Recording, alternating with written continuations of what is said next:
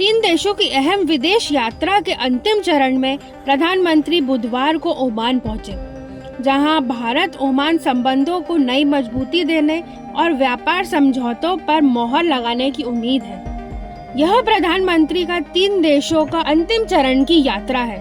इस दौरान प्रधानमंत्री मोदी ओमान की शीर्ष नेतृत्व से अहम बातचीत करी और दोनों देशों के बीच एक महत्वाकांक्षी मुक्त व्यापार समझौते पर हस्ताक्षर होने की भी उम्मीद करी जा रही है। मस्कट एयरपोर्ट पर ओमान के रक्षा मामलों के उप प्रधानमंत्री सैयद शाहिब बिन तारिक अल सैद ने प्रधानमंत्री मोदी का गर्मजोशी से स्वागत किया। इस अवसर पर प्रधानमंत्री नरेंद्र मोदी को गार्ड ऑफ ऑनर से भी सम्मानित किया गया था। प्रधानमंत्री सुल्तान हैतम बिन तारिक के विशेष निमंत्रण पर ओमान पहुंचे।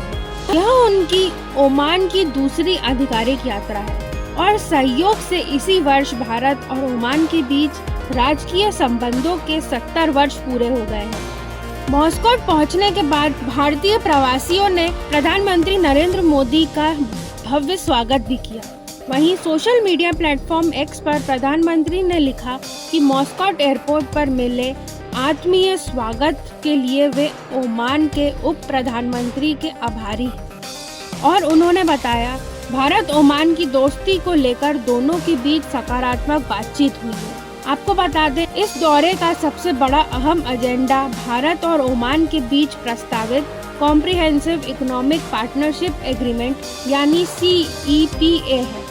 इस समझौते को हाल ही में केंद्र मंत्रिमंडल की मंजूरी मिल चुकी है। CEPA पर औपचारिक बातचीत नवंबर 2023 में शुरू हो गई थी, जिसका उद्देश्य दोनों देशों के बीच व्यापार, निवेश, ऊर्जा, लॉजिस्टिक्स और सेवा क्षेत्र में सहयोग को नई गति देना है।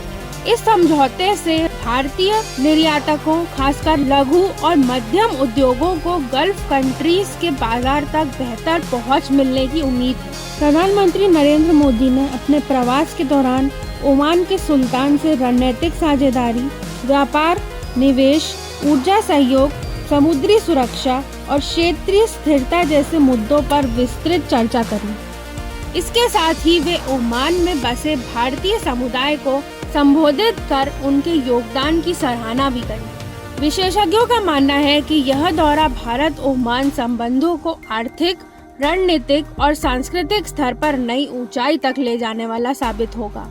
भारत और ओमान के बीच यह दौरा दोनों देशों के रिश्तों को नई ऊंचाई पर ले जाने वाला भी माना जा रहा है।